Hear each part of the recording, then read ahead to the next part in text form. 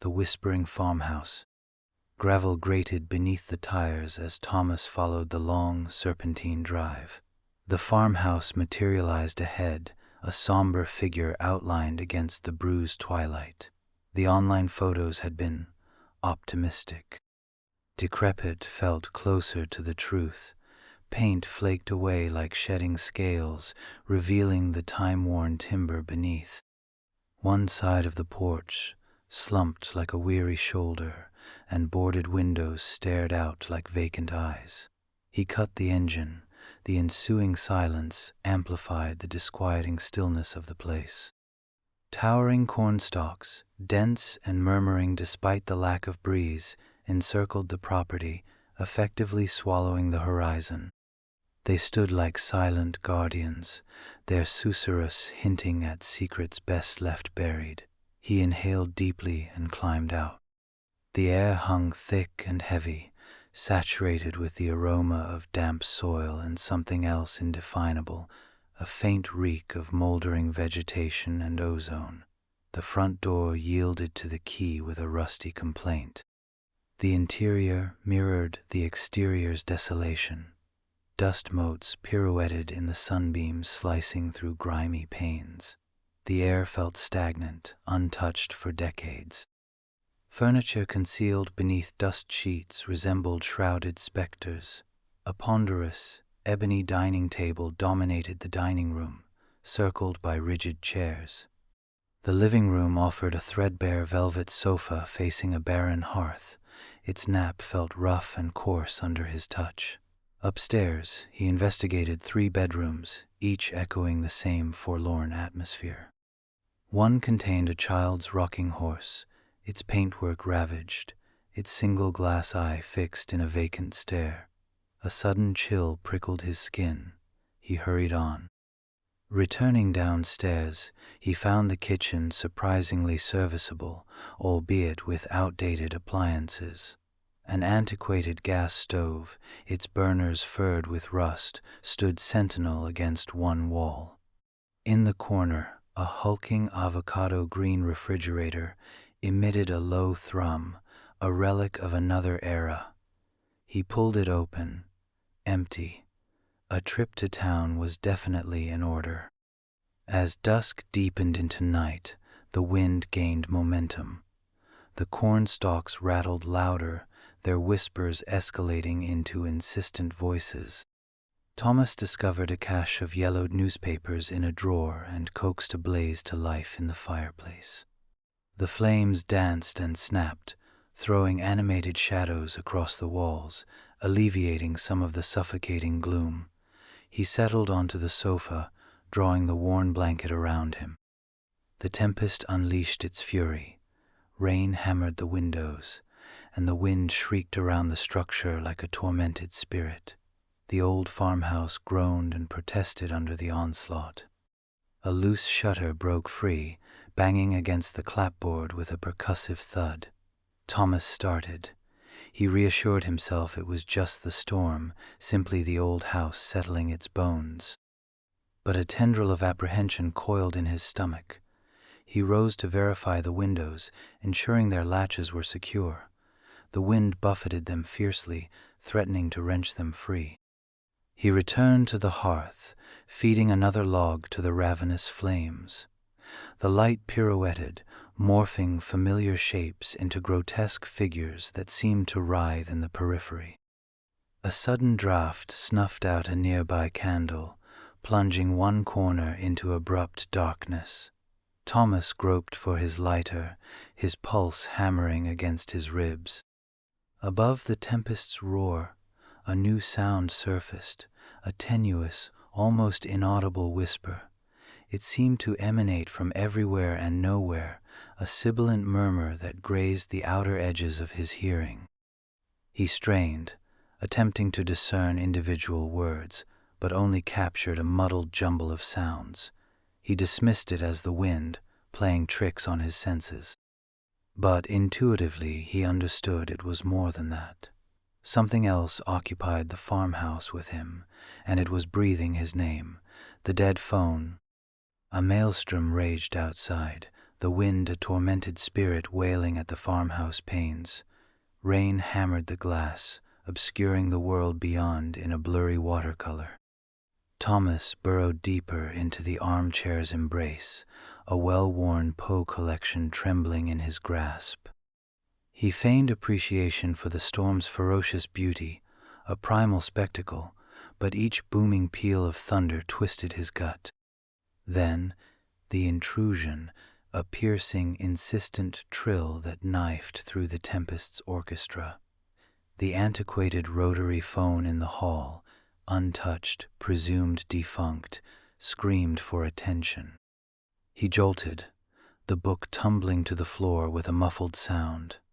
His pulse a frantic drumbeat, he fixed his gaze on the shadowed hallway as the ringing persisted its relentless demand.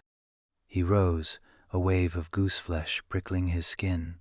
Who could possibly be calling on that relic, at this ungodly hour? Swallowing against a dry throat, he crept toward the sound, each footfall echoing with eerie resonance in the aged dwelling. Reaching the phone, its black shell glimmered faintly in the spill of light from the living room. The peal continued, a mechanical cry that resonated deep within his very bones. He hesitated, fingers hovering above the receiver. Something felt profoundly amiss. He lifted it. "Hello?" he managed, his voice a mere breath, only static answered. A churning ocean of white noise, underscored by a barely audible drone. Gripping the receiver tighter, he strained to discern anything beyond the hiss. Was there a voice there? A phantom whisper buried within the cacophony? "Hello?" he tried again, louder now, still the unwavering static. A film of cold sweat slicked his brow. This wasn't a misdialed number. This was something far more sinister. He replaced the receiver, the sharp click echoing in the sudden cessation of the ringing. An unnerving silence descended. He stood transfixed, listening to the storm's fury, the static a lingering echo in his mind. Compelled by a need to know, to comprehend, he snatched his raincoat and a flashlight from the kitchen. The back door groaned open, revealing a tempestuous landscape of wind and rain. The flashlight beam sliced through the gloom, catching on a patch of sodden earth. He followed the phone line, a thick, black cord snaking along the house's exterior. It was ancient, cracked with age, and draped in moss. The beam jigged and danced as he navigated the tangle of overgrown weeds. Finally, he reached its end. The phone line wasn't connected to the grid. It simply terminated, a severed strand disappearing into a thicket of weeds and unruly bushes. Kneeling, he examined the cut, old, the wire corroded, consumed by rust. It appeared untouched for decades. He directed the beam deeper into the undergrowth. There, partially concealed beneath a carpet of decaying leaves and earth, he glimpsed a time-worn metal enclosure, the dilapidated junction box. Rusted and broken, its door hung askew, revealing a chaotic jumble of disconnected wires and decaying components. He touched the severed wire, its surface rough and cold against his fingertips. He swung the flashlight back toward the farmhouse, the aged structure looming in the darkness, rain cascading down its weathered facade. How was that phone ringing? A shiver snaked down his spine, an icy dread that transcended the mere chill of the rain. He retreated slowly, the flashlight beam trembling in his grip. He whirled around and sprinted back toward the house, the image of the severed line and the ruined junction box seared into his memory. He slammed the back door, bolting it with a shaky hand. He sagged against the wood, his breath rasping in his throat. But the static lingered, still humming in his head, a persistent drone threatening to overwhelm him. 11:13. The grandfather clock in the hall doled out time with the cold precision of a hunter marking its kill. Thomas fought the rising panic, burying himself in the dog-eared pages of The Telltale Heart, a desperate attempt at psychological immunization. Absurd, wasn't it? To be so hung up on a time, 11:13, just another notch in the interminable grind. He checked his watch, 11:08. He snapped the book shut, the sudden sound amplified in the stillness of the old farmhouse. He rose, pacing the room, the aged floorboards issuing mournful complaints beneath his weight. He conjured mental lists, groceries, the dripping tap, anything to drag his thoughts away from the obsidian rectangle lurking in the kitchen, a dark monolith at the edge of his awareness. He drifted into the kitchen anyway. The phone rested on the counter, its coiled cord a dormant serpent. He reached, then recoiled as if stung. He could almost feel the phantom buzz against his skin, the echo of a non-existent ring reverberating in his skull. He busied himself with tea, the metallic clink of the kettle, a fragile bulwark against the encroaching silence. As the water heated, tendrils of fragrant steam unfurled, momentarily loosening the knot in his shoulders. He poured, watching the amber liquid swirl in the chipped mug. 11:12. He stilled, mug suspended inches from his lips. His pulse hammered a frantic tattoo against his ribs. He placed the mug down, the ceramic clinking softly against the counter, a splash of tea staining the surface. The clock in the hall tolled 11. Each chime resonated like a hammer blow against glass. Then the phone shrilled. The sound tore through the quiet, a jagged shard of noise. He stared, his breath trapped. Every instinct screamed at him to flee, to burrow beneath the floorboards, to deny the summons. But the ringing persisted, an insistent demand. He forced movement, each step deliberate, leaden. His fingers, slick with sweat, closed around the cold plastic of the receiver. He lifted it.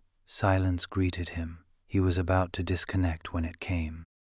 A whisper, a bare exhalation, riding the static, a dry, rustling sound, like autumn leaves dragged across asphalt. Thomas. The voice was a thread, yet it vibrated with a chilling malevolence that sank straight into his bones. Ancient, weary, and laced with a hunger that defied description. Thomas. The line went dead. Only the monotonous drone of the dial tone remained, a dismissive hum. He stood paralyzed, the receiver glued to his ear. The ensuing quiet pressed in on him, heavier, more menacing than the ringing. Slowly, he lowered the phone, his hand trembling violently. He stumbled backward, eyes wide, colliding with a chair that clattered to the floor, its fall doing nothing to break the oppressive dread. He was beyond spooked now. He was profoundly, viscerally afraid. The voice, it knew his name, and it was close, too damn close. He bolted, scrambling back into the living room, seeking refuge in the faded ink of Poe's grim tales. But the book lay open, splayed on the floor, its pages offering only black symbols and the icy certainty that whatever stalked him was far more tangible, far more terrifying than any fiction. Echoes in the static. 11:13 p.m. The telephone's shriek shattered the stillness like ice. Thomas, sipping tepid chamomile, jolted. A tremor ran through him as he reached for the offending instrument. Hello, a wall of static answered, underpinning a subterranean drone. Then, the sound, his name, warped and elongated, a spectral caress. Thomas. He slammed the receiver down, a frantic drumbeat echoing in his chest. The following evening, the same unholy hour, the piercing summons returned. Hesitation wrestled with a primal urge to flee, every fiber screaming denial. But a morbid curiosity, a festering seed of dread, had taken root. He picked up, static, the hum, and Thomas. The voice now felt intimate, a phantom breath against his ear, despite the presumed distance. His grip on the phone tightened until his knuckles shone white. Nightly, the dread performance unfolded. 11:13 p.m. The bell, the static, the voice. Thomas, Thomas, Thomas. With each iteration, his composure crumbled, leaving him vulnerable. Sleep offered no respite. Instead, a landscape of phantom voices and crackling snowstorms. His tea provided no comfort. Even the familiar chorus of the old farmhouse seemed to echo the unseen presence. He needed a countermeasure. He couldn't exist perpetually on the precipice of fear. He craved tangible evidence, understanding. In the attic, amidst swirling dust, illuminated by a faltering flashlight beam, Thomas hunted. He found his old digital recorder, a relic from his college radio days. After a dusting and fresh batteries, it whirred to life. A surge of grim resolve hardened his features. Preparations began that night. The recorder sat poised beside the phone, its microphone adjusted. He extinguished most of the lights, plunging the room into shadows, and waited. The heavy quiet pressed down, his pulse hammered. 11:12 p.m. He drew a steadying breath. 11:13 p.m. The phone erupted. He seized the receiver, his finger already activating the record function. Static crashed over him, a blinding sonic assault that filled the space. He stared at the recorder's display, gauging the audio levels. Then the voice manifested, startlingly clear, a chillingly intimate murmur. Thomas. He severed the connection, trembling. A peculiar cocktail of relief and abject terror bubbled within him. He had it, the voice. He rewound, anticipation throbbing. Silence. He pressed play again, static, utter, unbroken white noise. He amplified the volume, desperate for a shred of evidence. Nothing, only the hiss and crackle of oblivion. He replayed it relentlessly, each time the same emptiness. The recorder had captured the call, the surge in sound, but the voice. It had vanished, erased, consumed by the static. He sank back, defeated. The fear, briefly suppressed, swelled, amplified by the sheer impossibility of it all. It wasn't merely a voice, it was something more, capable of manipulating technology, flouting the rules of reality, reaching out specifically for him. He killed the recorder's power and stared at the phone, its black shell radiating menace in the gloaming. It wasn't simply calling, it was listening, acutely aware of his own desperate attempts to hear. And the echoes in the static were intensifying, drawing nearer. Blackwood's tale. Gravel rasped beneath the Volvo's tires as Thomas arrived at Agnes Blackwood's cottage, a structure seemingly plucked from a storybook, draped in ivy and redolent of damp earth and burning wood. With the engine silenced, a nervous tremor, beyond caffeine's jitter, pulsed in his chest. He chided himself for the apprehension regarding the farmhouse's history. Before he could rap on the weathered wood, Agnes swung the door wide, her face a topography of wrinkles framing a knowing smile. "Thomas, dear, do come in. I anticipated your arrival." Her parlor resembled a sanctuary for forgotten relics.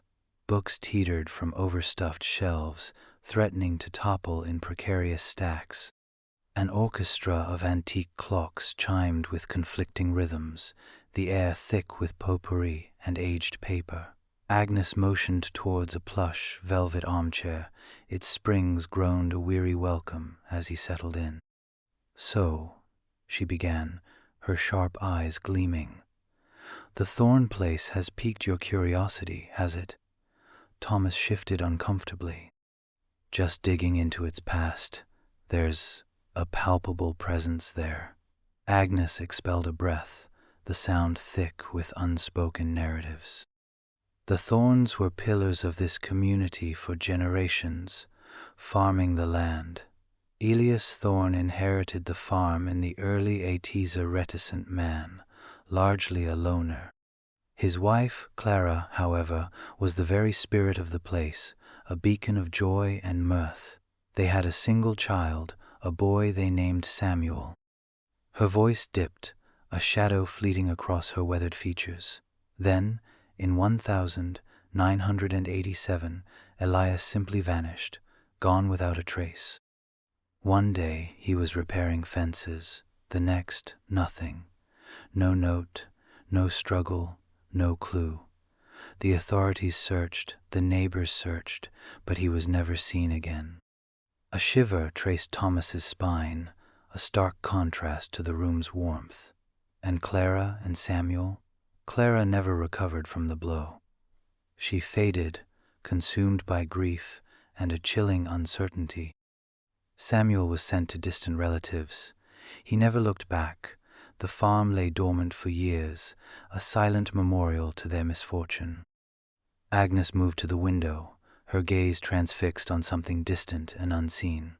Rumors spread, of course, murmurs of foul play, of a concealed secret buried deep within the earth. Some whispered he'd eloped with another woman, but I dismissed it. He was rooted to that farm, to his family. She faced Thomas, her eyes filled with a profound, unsettling sorrow. That house, it clings to things, to the anguish, the dread, the unanswered questions. It remembers everything, and sometimes, her voice lowered to a mere breath, sometimes it beckons them back. Thomas's mouth went dry, he swallowed with difficulty. Beckons them back? What do you mean? Agnes hesitated, seemingly debating whether to proceed. Some locations are simply tainted by events, marked by tragedy. The Thorne Farm is one such place. Exercise caution there, Thomas. That house has a peculiar talent for exploiting those who are vulnerable. She escorted him to the door, the cloying scent of potpourri clinging to him like a funeral shroud. As he stepped into the crisp evening air, Agnes laid a hand on his arm, her grip surprisingly firm. Don't invite trouble, Thomas. At times, it's best to let sleeping dogs lie. He drove back towards the farmhouse, Agnes's words reverberating in his thoughts. The setting sun painted the fields with long, skeletal shadows, and the old house rose against the encroaching darkness like a grim, watchful sentry. He caught sight of the landline, the severed wire dangling lifelessly from the pole. 1987, the year Elias Thorne disappeared. The year the calls ceased, or perhaps commenced. He killed the ignition, every sense on high alert, straining to hear something, anything. The wind whispered through the trees, carrying the faint, unnerving suggestion of a name. His name, Davy's Doubt. The fluorescent lights of the Harmony Creek Sheriff's Department buzzed overhead, casting a sickly yellow glow on the linoleum floor. Thomas fidgeted in the hard plastic chair, the silence amplifying the frantic beat of his own heart. He watched Deputy Ray Davies, a young man with a perpetually eager-to-please expression and a dusting of freckles across his nose, type slowly on the computer. Each keystroke seemed to echo in the small, sterile room. "So, Mr. Ashton," Davies said, finally swiveling in his chair, the plastic groaning in protest. "Let me get this straight. You're saying you're receiving phone calls on a disconnected landline." He raised an eyebrow, the gesture bordering on condescending. Thomas swallowed hard. "Yes, I know it sounds improbable." He hated how weak his voice sounded, how easily Davies seemed to dismiss him. He tried again, injecting more force. "But it's happening, every night, around 1:17 a.m. Davies leaned back, lacing his fingers behind his head. "And you've checked the line, confirmed it's not connected?" "Multiple times," Thomas insisted. I even dug up the old cable outside. It's severed, rusted through." He shuddered, remembering the damp earth and the unsettling stillness of the night he'd spent searching for answers. Davies hummed, a noncommittal sound that did little to reassure Thomas. "And what does this voice say?" "Just my name," Thomas replied, the memory sending a fresh wave of unease washing over him, over and over. "Thomas Ashton, Thomas Ashton." He closed his eyes briefly, the sound echoing in his mind, distorted and chilling. Davies chuckled softly, a sound that grated on Thomas's nerves. "Mr. Ashton, with all due respect, are you sure you're not just hearing things? Country living can get lonely. Maybe you're just imagining it." "Imagining it?" The thought stung. He was an analyst, a man of logic and reason. He dealt with facts, not hallucinations. "I'm not imagining it, Deputy. I know what I heard." He clenched his fists, fighting to keep his voice steady. "I even tried to record it, but the recorder only picks up static." Davies tapped a pen against his teeth, his gaze shifting around the room as if searching for an escape route. "Well, sir, I'm not sure what to tell you. We don't exactly have a department dedicated to investigating phantom phone calls." He smiled weakly, clearly hoping Thomas would simply go away. "But it's disturbing the peace," Thomas argued, his frustration mounting. "It's unsettling. I can't sleep." Davies sighed. All right. Tell you what, Mr. Ashton. I'll drive out to your place tomorrow, take a look around, see if I can find anything that might explain this phenomenon." He emphasized the word phenomenon with a hint of sarcasm. Hope flickered within Thomas, a fragile ember in the face of Davies' skepticism. "Really, you will?" "Sure," Davies said, standing up and stretching. "Can't hurt to check it out. But honestly, Mr. Ashton, I wouldn't get your hopes up. Probably just some weird atmospheric interference or something. Happens all the time out in the boonies." Thomas stood as well, feeling a mixture of relief and lingering doubt. He wanted to believe Davies would take him seriously, but the deputy's dismissive attitude was hard to ignore. "Thank you, Deputy. I appreciate it." "No problem," Davies said, already ushering him towards the door. "You just try to relax, Mr. Ashton, get a good night's sleep, and if you hear any more, well, maybe just unplug the phone." He winked, a gesture that did little to alleviate Thomas's growing sense of dread. Stepping back out into the cool night air, Thomas felt a shiver run down his spine, a sensation that had nothing to do with the temperature. He looked back at the police station, the cheerful facade feeling suddenly sinister. He had a feeling Davies' visit would change nothing. He was alone with this. The voice, the phone. He was utterly, terrifyingly alone, waiting in the dark. The thermos hissed as Thomas poured another cup of coffee, the bitter aroma doing little to settle the churning in his stomach. He checked the recorder again, ensuring the batteries were fresh and the microphone positioned just right on the small table next to the phone. The flashlight, a heavy-duty model he'd bought at the hardware store, lay beside it, its beam cutting a stark swath through the deepening gloom of the living room. Outside, the wind picked up, rattling the old windows in their frames. The farmhouse groaned in response, a symphony of creaks and sighs that Thomas usually found comforting, but tonight they were harbingers of something unknown, something malevolent. He tried to focus on the sheriff's advice: stay calm, document everything, don't engage. Easy for him to say, sitting safe and sound in his office, while Thomas waited for a disembodied voice to whisper his name from beyond the veil. He paced the room, a restless energy coiling within him. He stopped at the window, peering out into the inky blackness. The moon was hidden behind thick clouds, and the only light came from the faint glow of the porch lamp, casting long, distorted shadows that danced with the swaying branches of the ancient oak tree in the yard. He shivered, not entirely from the cold. Back inside, he checked the clock. 10:47 p.m., less than half an hour. He forced himself to sit down, trying to control his breathing. He picked up a book, a collection of Poe's short stories, but the words blurred before his eyes. He couldn't concentrate. Every creak of the floorboards, every rustle in the walls sent a jolt of adrenaline through him. He thought about calling Sarah just to hear a friendly voice, but he knew she'd only worry. He'd already told her about the Coles, downplaying their strangeness, attributing them to a crossed line or a prank. He couldn't tell her the truth, that he felt like he was being hunted, haunted by something he couldn't understand. The clock ticked relentlessly onward. 10:58 p.m.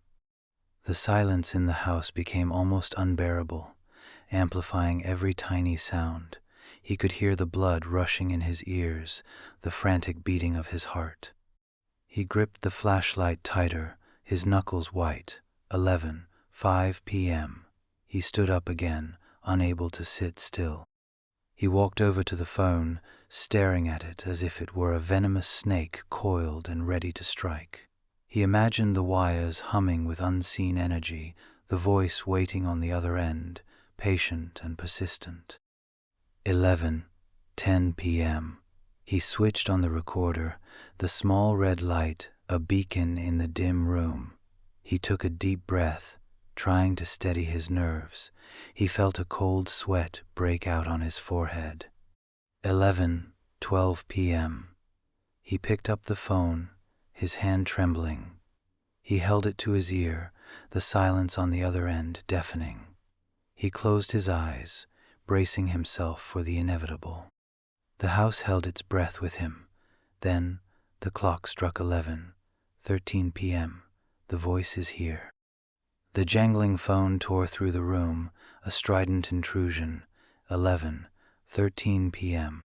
Thomas glared at the archaic Rotary on the nightstand, its raucous clamor a cruel counterpoint to the still Pennsylvania night. Weeks of sleeplessness had coiled his insides tight with dread. Each ring was a fresh violation, an auditory assault. He snatched the receiver, the plastic slick against his sweaty palm. "Hello." The word fractured, a desperate plea for normalcy swallowed by the crushing silence that followed. Then it whispered into being. The voice, a parched susurrus that seemed to burrow directly into his skull. "Thomas." A hairline fracture appeared in his composure.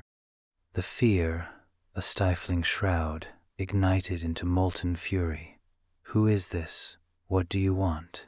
His grip on the phone tightened, bone grinding on bone. "Answer me, damn you." The voice remained unchanged, a monotonous obscenity. "Thomas." It lingered on his name, drawing it out like a connoisseur savoring a rare poison. "Stop it." Thomas bellowed, throat burning. "I'm calling the police. I swear, I'll hunt you down." He tasted copper where his teeth had pierced his lower lip. A pause, a vacuum of sound that felt heavier than any silence he'd ever endured. Then the voice modulated, a nearly imperceptible shift that sent slivers of ice skittering down his spine. It was no longer remote, no longer ethereal. It was closer, intimate almost. "I'm here, Thomas." The words were punctuated by a seismic crash from the floor below. The shriek of shattering glass, the agonizing groan of splintering wood, the unmistakable thunder of something massive being upended. Thomas seized, the phone slipping from suddenly nerveless fingers to swing wildly from its cord. His breath snagged, a ragged rasp that mirrored the havoc unfolding below. He fixed his gaze on the bedroom door, the plain portal now a flimsy, laughable defense. His countless calls to the sheriff's department had yielded nothing but dismissals, pranks, bad wiring, even stress-fueled delusions. But he knew what he heard. He knew the terror was genuine. He retreated a shaky step, his heart a frantic drummer against his ribs. The house sighed around him, settling, or perhaps listening. The air thickened, heavy, with a tangible dread he couldn't see but felt pressing, crushing. He reached for the small, antique pistol his grandfather had bequeathed him, the chilled steel a meager bulwark against his damp palm. He leveled it at the door, his finger quivering on the trigger. The silence returned but altered. A loaded silence, a predatory hush. It was the stillness of a hunter poised to strike. He could almost detect its exhalation, a low, guttural rumble that echoed the voice on the phone. He had to know. He had to see what was happening. Slowly, deliberately, he stole towards the door, the pistol extended before him. He reached for the knob, his hand trembling so violently he nearly fumbled it. He inhaled deeply, attempting to quell the frantic flutter in his chest.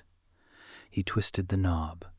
The latch clicked softly, a sound that resonated with alarming clarity in the suffocating quiet. He drew the door open. Night.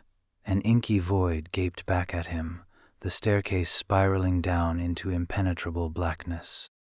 He strained to hear, seeking any sound, any telltale sign of what awaited him below. Nothing but his own ragged pulse. Then, a single, measured footfall resonated from the base of the stairs. It was succeeded by another, and then another, each footfall a hammer blow against his fraying sanity. Something lurked down there, and it was ascending, shadows in the stairwell.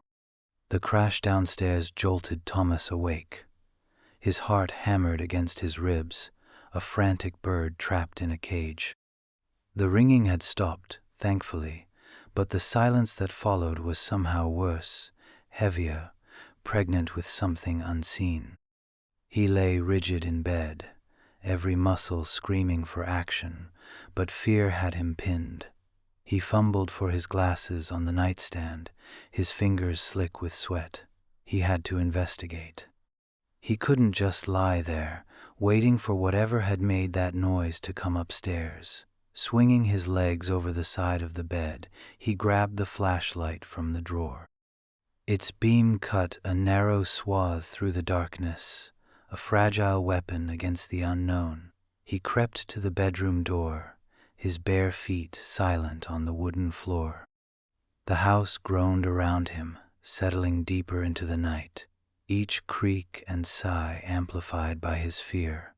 He paused at the top of the stairs, listening. Nothing. Only the faint hum of the refrigerator in the distance. He started down, one step at a time, testing each before committing his weight. The flashlight beam danced nervously, illuminating patches of dusty carpet and shadowed corners. The living room was a mess of shadows, elongated and distorted by the moonlight filtering through the grimy windows. He swept the beam across the room, searching for the source of the noise. Nothing appeared to be disturbed. The furniture was in place, the rug unruffled. He checked the windows, all locked. He moved towards the kitchen, the flashlight beam leading the way. Again, nothing seemed out of place. The back door was secure, the counters clear. He felt a flicker of relief, quickly extinguished by the nagging feeling that he was missing something. He returned to the living room, circling slowly, his breath catching in his throat. Could it have been an animal, a raccoon getting into the trash outside? But the crash had sounded different, more substantial. Then he saw it. At the foot of the stairs, just beyond the pool of light cast by the flashlight, a figure stood shrouded in darkness. It was vaguely humanoid, but its form was indistinct, blurred at the edges like a charcoal sketch left out in the rain. And then he saw the eyes. 2 points of crimson light burned in the darkness, piercing the shadows like embers in a dying fire. They were fixed on him, unblinking, radiating an intensity that sent a jolt of pure terror through his veins. He couldn't move, couldn't scream, couldn't even breathe. He was frozen, a rabbit caught in the headlights of a predator. The figure began to move, slowly, deliberately. One arm reached out, a long, skeletal limb extending towards him from the darkness. He could see no hand, only a suggestion of fingers, long and sharp. The red eyes burned brighter, and the figure took another step. As the shadowy hand reached for him, the phone, which had been silent since the crash, began to ring again. A shrill, piercing ring that echoed through the house. Then Thomas screamed.